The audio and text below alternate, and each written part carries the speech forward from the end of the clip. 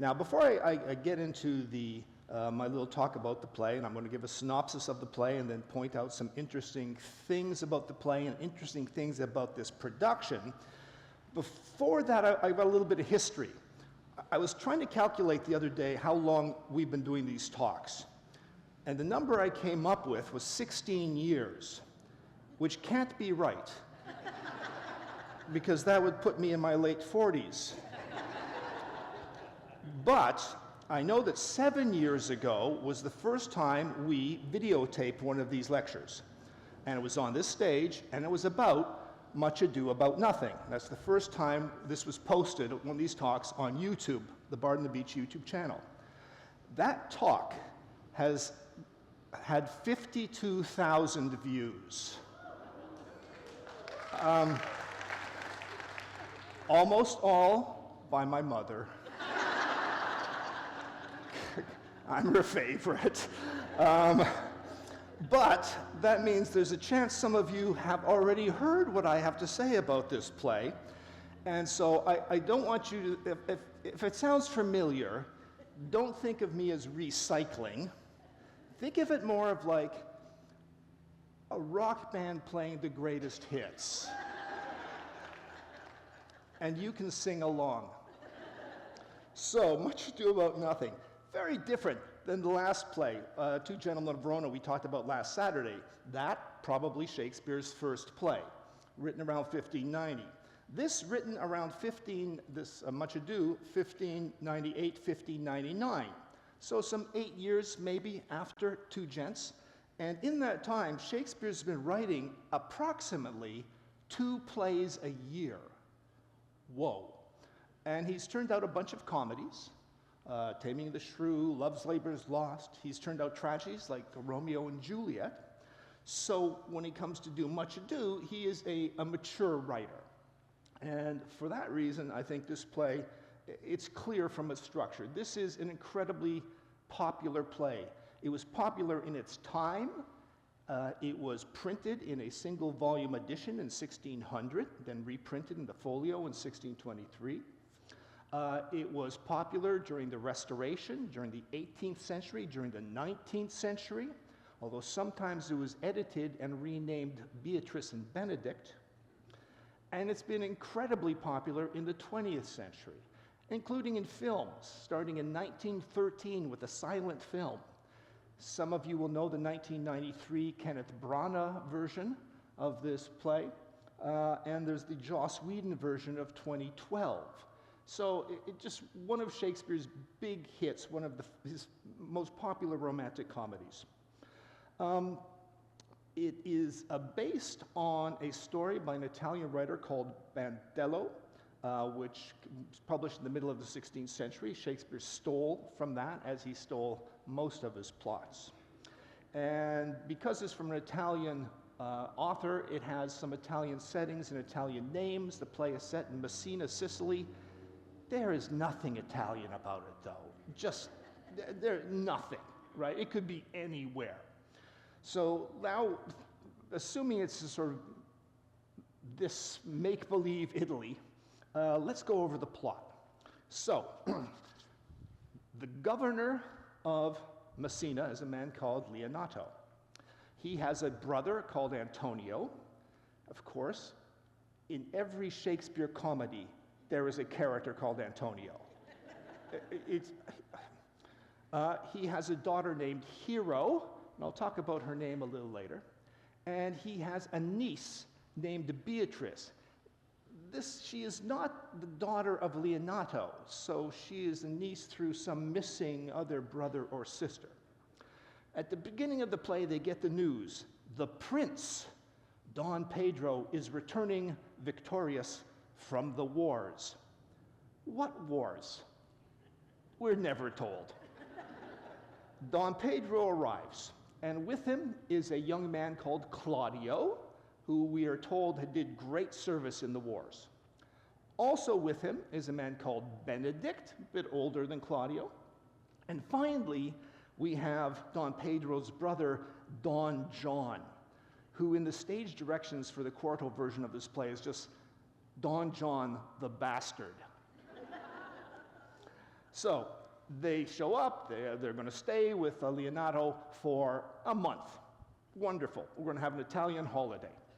As soon as Beatrice and Benedict see each other, boom, they start sniping at each other. They start insulting each other. The claws come out. Leonardo describes this as a merry war, a war of words. But there's an undertone here. We find out that Benedict and Beatrice had some sort of romantic thing years ago that went sour. And on Beatrice's part, there might be a little bit of bitterness, a bit of melancholy. Anyway, it's funny, the sniping at each other. After that's done, Claudio grabs Benedict and says, "Oh, did you see Hero? OMG. The most beautiful woman I've ever seen." And Benedict's reaction is, oh no, another one lost to love. Another one of my fellow soldiers who wants to get married. What is wrong with these guys? He's a little bit like Valentine in the first scene of Two Gentlemen of Verona. Don Pedro, however, thinks this is great. He says, "Oh, Claudio, you like Hero? That's a brilliant match. As a matter of fact, I'll help you make the match." How? Well, tonight there's going to be a ball, and we're all going to be in disguise. In disguise, I will woo Hero for you. I don't know how young people today make their romantic arrangements, but in my day, I don't think I would have gone to my boss and said, "Could you seduce this girl for me?" Anyway, this is what they go about to do. Evil bastard Don John, however, tries to manipulate this and break it. And he suggests to Claudio that, oh, Don Pedro wants Hero for himself. And Claudio goes into a sulk. Turns out, no, Hero was going to marry Don Pedro. Don John's, really the least ambitious supervillain ever. His plot doesn't work, and everyone's happy. Except for Benedict, who doesn't want to lose his friend to a girl. Now, we're going to have a wedding. It's going to be 1 week. What are we going to do to entertain ourselves during that week? Well, Don Pedro has an idea. What if Benedict and Beatrice, they're the same age, they know each other, they're both witty, they are perfect for each other except for one small thing. They hate each other. Aside from that, so they set about to bring these two improbable people together. They deceive them both. They let them overhear. Benedict overhears that, oh, Beatrice loves Benedict. She's pining for him. Beatrice hears, oh, Benedict would love to marry Beatrice, but she's so fierce. And both Benedict and Beatrice sort of resolve to throw off their personalities, these personas, this prickly exterior, and commit to love. But first we have the wedding. Now, Don John has a gentleman in waiting called Baraccio. Great name, Baraccio. And Baraccio says, Don John, I can ruin this wedding for you. Very simply. I'm having a fling with Margaret, who is Hero's waiting woman. We've got a thing going on. And I can arrange it so the night before the wedding, I will be in Hero's room with Margaret. And you arrange for Don Pedro and Claudio to see this. And what they'll see is me talking to Hero, and I'm going to not talking to Margaret, but I'm going to call her Hero. And she's going to call me Claudio. Okay, first of all, we're going to have a date. I'm going to call you by your boss's name, okay? And I want you to call me by the name of my boss's. It doesn't make a huge amount of sense, but it works. The next day, we have the beginning of the wedding. We have all the pomp and circumstance of a wedding. A wedding is about to start. Although Shakespeare's audience would know that the wedding would not happen because it was against the law to represent a wedding on stage. A wedding is a religious sacrament. Can't represent that. So they see the wedding start, and everyone in the audience goes, oh, this is not going to end up well. And it doesn't. In front of everyone, Claudio denounces Hero. Calls her, and these are fighting words, ready? Calls her this rotten orange.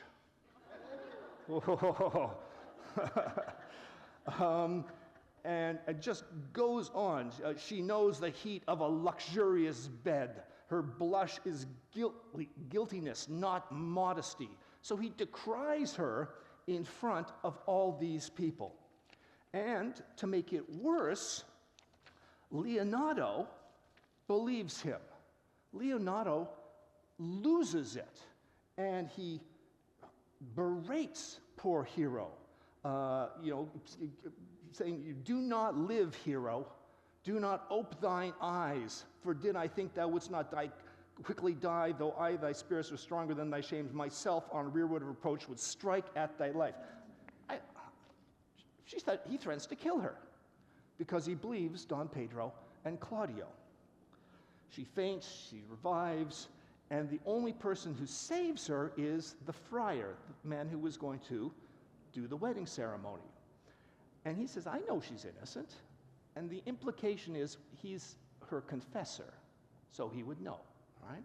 And he comes up with a plan. He says, look, she's fainted, everyone saw her faint and left. Let's say she's dead. Fake it. Remember Romeo and Juliet? Didn't go so well, the fake death. But let's say she's dead. And that'll give her time, and it'll also maybe bring Claudio into remorse. So they agree to do this. Claudio, by the way, and I hate Claudio, shows no remorse, none. Anyway, so there's a huge emotional scene at the center of the play. Everyone leaves the stage except for Beatrice and Benedict, and this is the first time that those two have been alone in the play. And finally, Benedict has this line, which usually chokes me up. Says to her, I do love nothing in the world so well as you. Is not that strange? And Beatrice, after a little fuzzing the language, declares her love for him. And so finally, these two are together. And Benedict says, tell me anything. I'll do anything for you, anything. And Beatrice says, kill Claudio. And Benedict's immediate reaction is, what? What? Kill my brother in arms? No. And then Beatrice lays into him. No, doesn't lay into him. She lays into men. Men, they talk and talk and talk. They're all tongue, as she says, and trim ones too. But when action is called for, nothing. And it takes a little while, but Benedict converts. Benedict throws off his allegiance to his brothers in arms, to the boys, and says, okay, I am engaged. I will challenge Claudio. And he does. Claudio doesn't get it. Claudio says, oh, Benedict, hey, tell us some jokes. And Claudio said, no, you're a coward. I want to fight you. And Claudio's like, what? So the challenge is delivered. But then something happens. Borachio is overheard by the night watchman telling what he did to poor Hero. He's arrested and confesses. And so the confession comes, and now Don Pedro and Claudio and everyone knows that Hero was innocent. But Don Pedro and Claudio all think Hero is still dead. Claudio is bereft. He says to Leonardo, I will do anything to make this up to you. And Leonardo says, okay, a couple of things. First, you tell everyone in Messina how innocent Hero was. Second, you go to her tomb tonight and you pray and sing hymns. And tomorrow, you're going to marry my niece. this mystery niece he just pulls out of his hat. And Claudio says, okay. And so the next day, Hero is brought in with a veil, and Claudio agrees to marry her, and then she pulls up her veil, as in Claudio's word, another hero? So they're going to get married. Benedict, meanwhile, is hinting to the friar, like, maybe there could be a second wedding? But Benedict and Beatrice fall into their old ways. They start sniping at each other again. Why? Because they're in public. When they declared their love, they were alone. Now they're back in public and they're playing their old roles. Everyone knows me as the bachelor. Everyone knows me as the witty woman. And so they have to overcome that. And the only way they overcome it is because of some letters they wrote to each other, which are exposed, that declares their love to each other. Well, it's in writing. You do love me. And so they call for a dance, and the play ends with our friend Benedict saying to Don Pedro, get a wife. So that's the plot line. That's the storyline. So it's a comedy, but it's got this really dark thing in the middle. It's almost a tragicomedy. A tragicomedy is a type of a narrative where things are going bad, bad, bad, bad, and at the very end, there's a happy ending. And that sort of narrative would be very popular in the early 17th century, and especially after Shakespeare stopped writing. This moment of profound darkness in the middle of this play. Also, this idea of the woman falsely accused is a very old idea. You find it in ballads, you find it in medieval romances, you find it in other plays. Usually, what happens in those stories is a jilted suitor accuses a woman of being unfaithful or promiscuous. And at the end, her virtue is reestablished. Here it's a bit different. Don John doesn't care about Hero. He has no interest in Hero. He's not trying to hurt Hero. He's trying to hurt Claudio, this upstart. So the focus is a little bit different. Anyway, now let's talk about the two storylines. So we got two storylines. We've got Claudio and Hero, Beatrice and Benedict. Claudio and Hero. First of all, Hero's name. It comes from mythology. There is a famous story of Hero and Leander.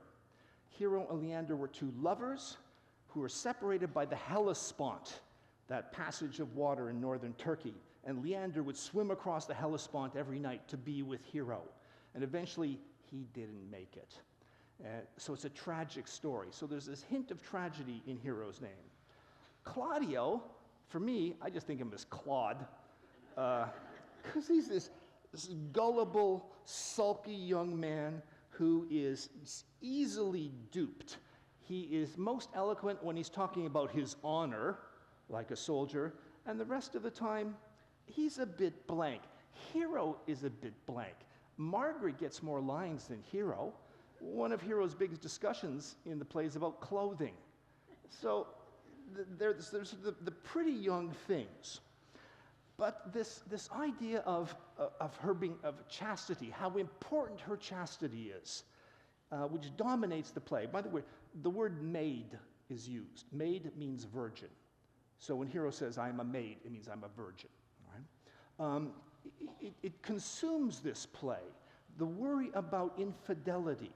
Throughout the play, when you listen to it today, note how many times the word horn shows up, and horned animals like bulls. This is because the symbol of a cuckold, a man whose wife has betrayed him, was a horned man. Right? So a horned man is a cuckold. All these, one of the last things that is said in the play, okay, I told you these, he says to Don Pedro, get a wife. But he says, hey, Prince thou art sad, get thee a wife, get thee a wife. There is no staff more reverend than one tipped with horn. Okay. This obsession with, it's nothing. If you were in the Elizabethan pub and you want to start a fight with a man, you just go up to him and say, hey, buddy. It's on. Right. Okay. How obsessive are they? Think about this. Claudio and Don Pedro see this room and hear this, what's going on with Hero and Borachio. Hero and Borachio are not rehearsing the Kama Sutra up there. They're talking. The big accusation against Hero is she was talking to a man in her room. Are these guys in the Taliban? I mean, it is absolutely obsessive. Part of this obsessiveness with chastity has to do with patrimony and money. Early in the play, when Leonardo is thinking about maybe going for, when Claudio is thinking of going for Hero, he asks this question, "Hath Leonardo any son, my lord?" And Don Pedro says, "No child but Hero. She's his only heir." There's a bit of financial calculation going on here. All right? Oh, I get everything. Of course, if you get everything, if you have money, you want to make sure that inheritance lines are perfectly clear. Right? If there's a cuckold, then things get complicated legally. Even Leonardo says things like this. The very first moment Don Pedro shows up at his house, Don Pedro's being friendly, good, welcome, hello, hello, hello. And then Don Pedro says, "Oh, I think this is your daughter, Hero, right? I think this is your daughter." And Leonardo says, "Her mother hath many times told me so." Ew. So this bizarre obsession with chastity, which in part has to do with property values. And poor Hero has internalized it. At the very end, when she's revealed, right, she says, he takes off her mask and says, "So when I lived, I was your other wife. When you loved, you were my other husband. One hero died defiled, but I do live. As surely as I live, I am a maid." Right? "I'm a virgin. It's okay." "One hero died defiled." "No, she didn't. You didn't do anything." But there's the obsession there. Anyway, let's move on to Beatrice and Benedict, the other plot line. And like the main plot line, this is a plot about deception. Claudio is deceived in the main thing. Benedict and Beatrice are deceived in a much more comic way in the other plot. What's interesting about these two is, unlike so many lovers in Shakespeare's comedies, there's nothing to prevent them from getting together. There's no father who objects or anything like that. The only thing that's preventing it is their own personalities. They can't let go of these public roles that they put on. And Benedict's is, of course, the bachelor, the soldier, the man's man, who's not going to be tied down with some woman. Beatrice is a bit more complicated. The great comic role for a woman actor in all of Shakespeare, Beatrice, by far. Some people have said she's the female Hamlet. It is such a wonderful role to have. Intellectual, self-deprecating, slight edge to her. Maybe fears marriage at some level. These two are so sort of set in their ways that they come up with a series of impossible requirements for them to ever think of being in love. So Beatrice, if I can possibly find it here, orange, no, it's not rotten orange. Let's start with Benedict because I found him. Benedict comes up with these ideas of, okay, what will my wife be like? Well, she would have to be rich, fair, a musician. He goes through this incredible list and finally decides, well, what about hair color? Yeah, that I'll leave to God. But everything else. Beatrice says, I don't want a man with a beard. He that hath a beard is more than a youth. But I don't want a man without a beard. He that hath no beard is less than a man. Okay? Impossible. but they manage, through their friends, to circumvent it, and they manage to, I think, change.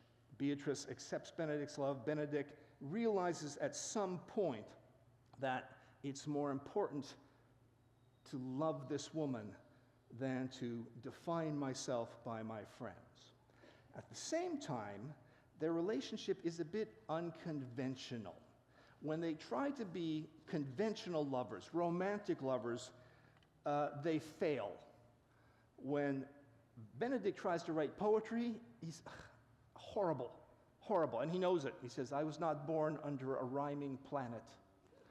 When he tries to be a debonair lover, at one point he says to Beatrice, "I will live in thy heart, die in thy lap, and be buried in thy eyes. And moreover, I will go with thee to thy uncle's."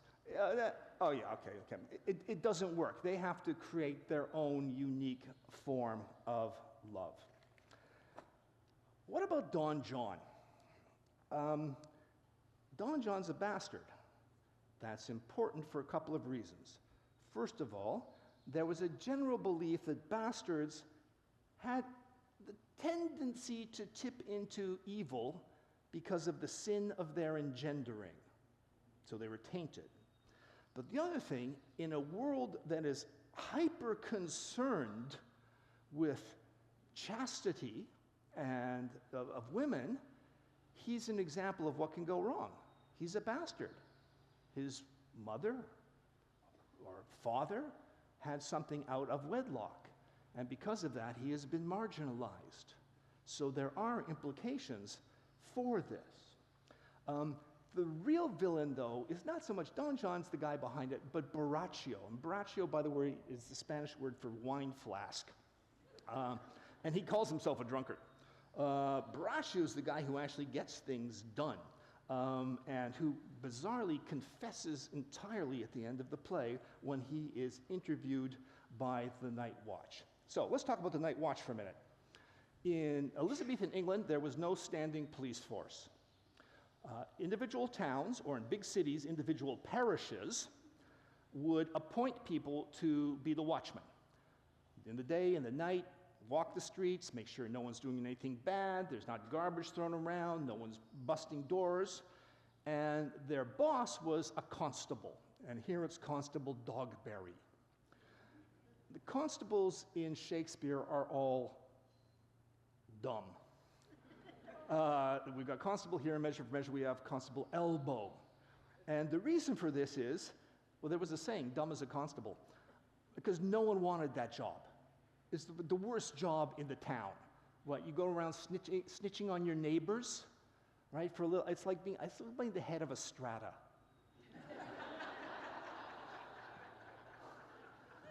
Someone's got to do it, but no one. It's awful. Okay. His discovery, and the Watch's discovery of this plot is entirely accidental. It's entirely contingent. If they had not overheard Borrachio, then we would be back in the land of Romeo and Juliet. So there's this sort of coincidence, happy coincidence of a comedy, but we almost tipped into tragedy. Now I want to talk for a minute about this production. Because they do something in this production that I've never seen in a Shakespeare play. I've seen many Shakespeare plays, most of them, where they edit the play. They cut it for length, or they cut it because there are speeches that we don't understand, right? Jokes we don't get. This is the first time I've seen a production of Shakespeare where original material has been written and added by the playwright Erin Shields. And we get two big set pieces. We get a prologue delivered by Beatrice. And the prologue is about how hard it is to be a woman. How Hero, women like her, have to walk this line between being attractive and alluring, but not sexy in a way that is threatening or too enticing. You have to find that perfect balance, and how incredibly difficult that is. How you have to repress your sexuality if you're a woman in this age. And this is going to sound terrible, but the speech reminded me of one from a recent movie, Barbie. Did you see the Barbie movie? Do you remember that great speech by America Ferrera? How impossible it is to be a woman. We get a much more poetic version of that in this play, in that opening. The next thing, the big change, is at the end. So in the play, Claudio pulls back the veil. Another hero. Hero says, I'm a maid. Okay, we're going to get married. Boom. Then she says like 2 other words, and that's it. What Erin Shields does is give Hero a speech. Give her a chance to talk back to the men. And it's brilliant. First, she talks back to her father. You turned on me. You believe these men instead of me, your own daughter, who you have raised from a baby. Why? Don't you know me? You would take their word? Unbelievable. And then she turns to Claudio. And she sort of teases him. She says, look, you know, you threw me over because you thought I was talking to a man in my room. I wasn't. But what if I was? What if I've talked to other men? What if I kissed a boy when I was younger? What then? Are you gonna reject me? You're gonna call me unchaste? You're gonna leave me? Ignore the fact that I died? And this puts Claudio right on the spot. And he has to make this sort of decision. He has to rethink his notion of masculinity and what it is to be a woman. So I think it's very, very powerful. And it attacks something in this play that I think a lot of people don't think about. A lot of people think this play is a romantic comedy. It's about these men and women getting together. But so much of this play, that concern with chastity, the concern with cuckoldry, it's really about male bonding more than anything else. These are guys that just came back from the war. That's as tight a male bonding as you can have. And they're making jokes about cuckolds and stuff because that's what guys do, right? Don John wants to attack Claudio. He wants to attack Don Pedro. He wants to attack other. He's only concerned about the male relationships. He isn't trying to break up or attack Hero. So there's this weird sort of attack on homosocial bonds within the play. The fact that, here's another example. When Claudio calls Hero a rotten orange, he says this, there, Leonardo, take her back again. Give not this rotten orange to your friend. She's but the sign and semblance of her honor. There, Leonardo, take her back again, right? How dare you as a man give me this rotten orange? Right? The male bond is the more important one here. That's the one that's being threatened. I can get another orange. But, you know, how dare you do that man to man?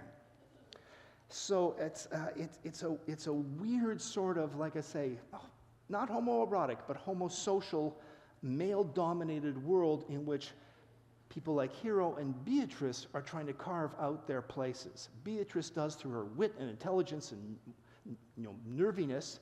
Hero doesn't in the play. She has to be given lines by Erin Shields so that she reaches that same sort of level. Thank you. We'll stop there.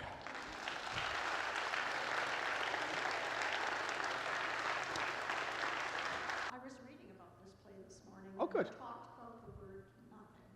And Sir, what the word nothing. Nothing. Yes. Meant in Elizabethan time. It meant, well, no thing. Yes. Yes, for me vagina. Yes, I could. Yes, so the word nothing was sometimes used as a dirty pun. No thing, no penis. In other words, the female genitalia. It shows up in Hamlet, for example. when Hamlet, just before the play, within a play, lies on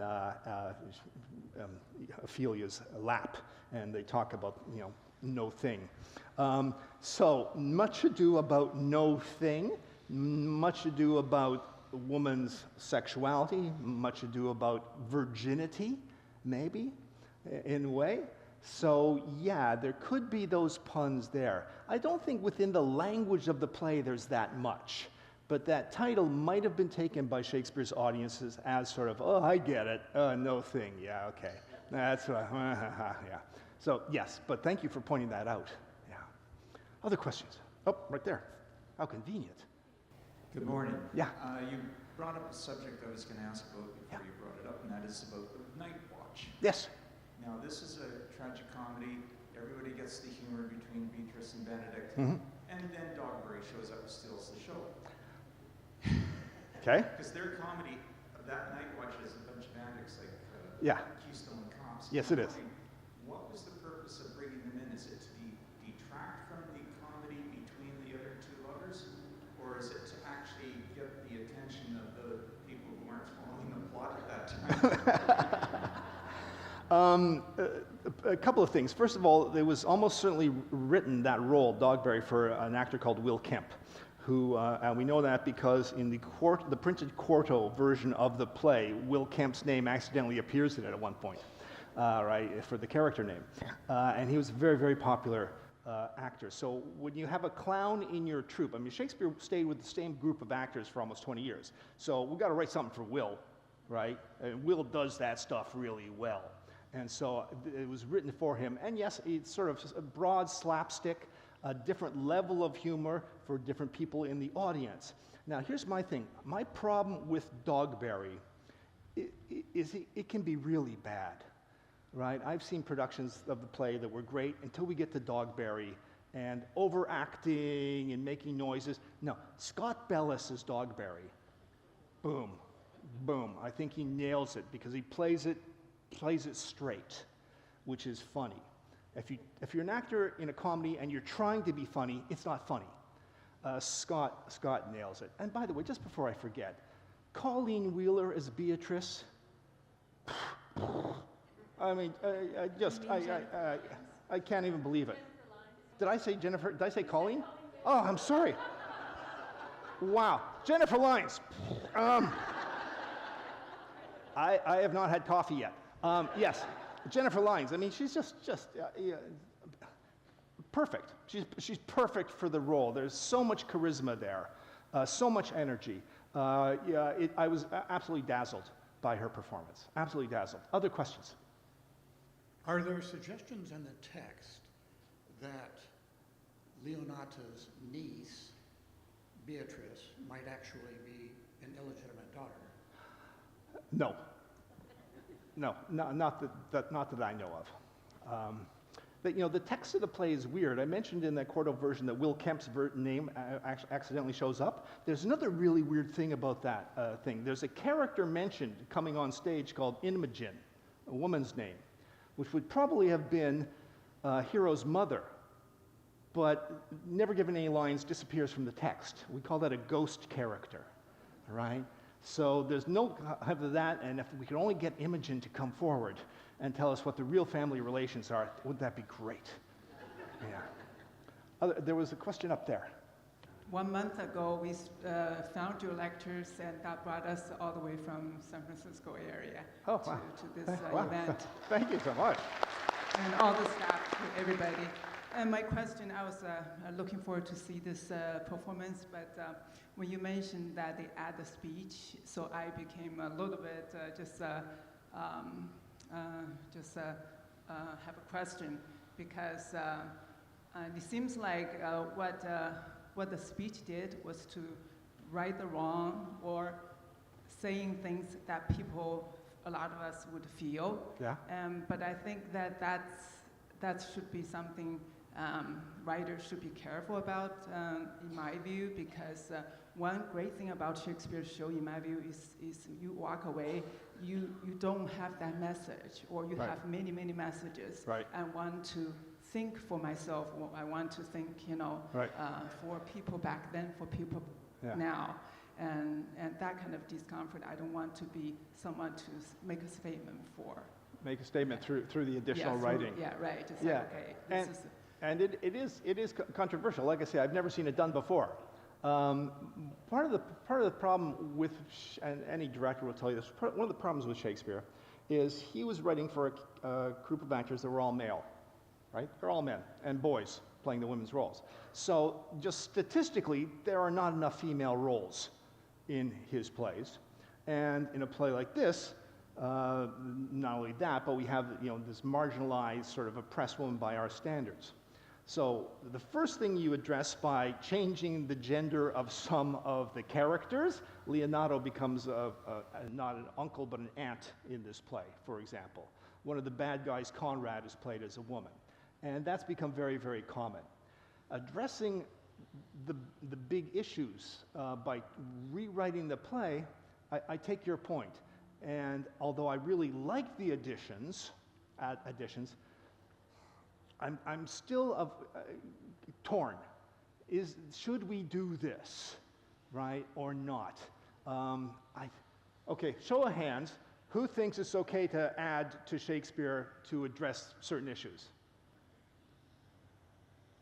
Okay, how many people think it isn't? I think just by an edge, the yeas have it. One of the things I always get asked is, don't you hate it when they take Shakespeare and they change it and they make it into like the Old West or an outer space or something? And my response is always, no, I don't, okay? Because if we just do it in perfect, follow the script exactly, set it in 16th century England, right, with those costumes, then it becomes a museum piece. And as I've said many times, things in museums are dead. We have to constantly reinvent for ourselves to make it interesting and alive and to speak to us in ways that are interesting and to address the issues that are of concern to us. And maybe one of the ways to do that is through this sort of addition. Hi. I know that Don John is a villain in the play. Yeah. But in a way, he does Hero a favor. Do you think that was ever the intention? Like, I know, he was trying to get at Claudio, but he actually did Hero kind of a favor to expose him. To expose Claudio? Yeah. To the kind of man that he is. He is, but at least in the Shakespeare version of the play, she doesn't seem to care, right? She takes off her veil and says, I'm a maid, so it's okay. Boom, zip, all that stuff, what he did to her, she's gone. I'm so happy to be married. No. So I don't think Don John did her a favor because she doesn't, except with the additions, she doesn't seem to recognize what Claudio is and what we find reprehensible in him. Maybe Shakespeare's audience didn't find it as reprehensible. We don't know. I'm kind of displaying my ignorance here, but I'm not sure who Erin Shields is, and could you give background? No. Is she, okay. I don't know her. She's a Canadian playwright. Yeah, she's a Canadian playwright. She's written quite a number of important plays, but I don't really know her work very beyond that. Any relation to Carol Shields? Nope. No idea. All right. Asked and answered. Okay. That's my kind of question. Behind you, Mary. Behind me. Hey. You mentioned the theme of male camaraderie and friendship in this explored and in the Two Gentlemen of Verona. Yeah. Is that a theme that's really common in his comedies and tragedies, or is it more of a comedic theme that's brought about? That's a good question. The plays where you see this are all comedies. There's really Two Gentlemen of Verona, this play, and Two Noble Kinsmen, where you have the guys sort of being distracted from brohood by women, and it creates complications. Maybe also Love's Labour's Lost. In that play, you have four men who decide to throw off the company of women because they're going to study. It lasts about one act. So it is something that shows up in his comedies, where we see men have to grow up and stop being boys. And the image I suggested last week was, you know, 12-year-old boys in a tree house with a sign that says no girls allowed. Well, they have to take down the sign and grow up. In terms of the other plays, it's not springing into my mind that it is a major issue in those other plays, except maybe Othello. Depending on how you play Iago and his relationship to Othello, maybe, people have talked about this, there's this sort of bond that he is threatened by with Othello's love of Desdemona. Maybe, but it depends on how you perform it. But mainly it's a comic device. Okay, maybe one more question, then we have to end. You know, you talked about Don Pedro at the end. He's kind of left on his own. There's Antonio in Merchant of Venice and whatever his name was, the sailor in Twelfth Night. Do you think there's anything there about the male bonding? Is there a whole group of them? I haven't thought about the other plays. But What, the men sort of being left on their own? yeah, it's definitely a sad little bit at the end of this with Don Pedro. Yes, it is a bit sad. There's poor Don Pedro. Everyone's dancing. There's Don Pedro. At the end of Twelfth Night, we have a character called Antonio, who's a very good friend of Sebastian. He's sort of left on his own very much. And yes, and at the end of Merchant of Venice too, where we have these lonely men who didn't make the transition, who didn't find love, unlike the others. It adds a little note of melancholy, and yeah, it seems to have been a sort of a trope, a narrative trope of Shakespeare's. The odd man out. Thank you very much. Thank you.